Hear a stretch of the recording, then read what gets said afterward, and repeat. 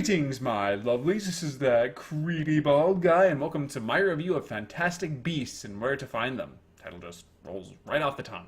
So, Fantastic Beasts is a spin-off of the Harry Potter franchise, and it's, fine, I guess. While I was watching it, I found myself commending the effects, direction, editing, cinematography, and acting, and even though I had heard some complaints about the pacing, I thought it moved quickly enough and felt shorter than its 2+ hour long running time.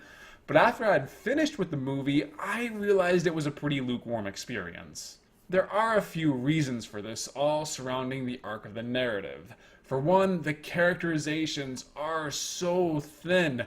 Newt, our protagonist, likes beasts, and that is the extent of his character. He doesn't change, grow, or learn anything over the course of the film, and quite frankly, I found myself thinking that either Credence or Jacob would have been more compelling leads, as they at least had some development and brought in fresh perspectives, but perhaps more importantly, Jacob and Credence have more reasons to be emotionally invested in what is going on, because their futures are on the line, whereas with Newt, he could have escaped with his life anytime he wanted to. He's just that dedicated to retrieving his pets. So, because the story is following him, the stakes just feel small in comparison. In the film's defense, the cast do an exceptional job at making their characters likable, but I feel like these characters can't sustain a franchise. Furthermore, it seems like every character makes stupid, illogical decisions or ridiculous oversights just to serve the story. I started getting angry at how badly everyone was handling every single situation. Even more problematic for the narrative, though, is a lack of overarching conflict. The majority of the screen time is based around Newt and Jacob retrieving Newt's pets. It's not unentertaining, but you never feel like any of the main characters are really in danger.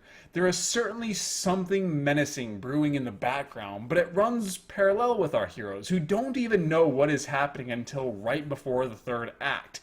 In Harry Potter and the Sorcerer's Stone, the first of those films, there is certainly a lot of whimsical fun as Harry explores this new and exciting world. But Harry is also investigating the film's primary conflict, so the character and conflict collide with each other, and we can feel tension because of it. It's just a much sturdier narrative, and quite frankly, the Harry Potter movies have Fantastic Beasts at a built-in disadvantage because the Wizarding world is so much more compelling than the Muggle world. Or the Nomad world. Oh fuck, I hate that name. I don't think Fantastic Beasts is bad at all, but it just doesn't stimulate the imagination like Harry Potter did, even if it's more polished than some of the earlier films. It really feels like Fantastic Beasts is more interested in setting up sequels than it is in telling its own story. The ending in particular stands out as very unsatisfying because an important character death is practically ignored by our heroes in favor of a sequel hook. So overall, harmless but underwhelming. 5 out of 10. If you're a big Harry Potter fan, I won't stop you from pursuing this in the theaters, because I don't think the film will disappoint you too much as long as you keep your expectations in check.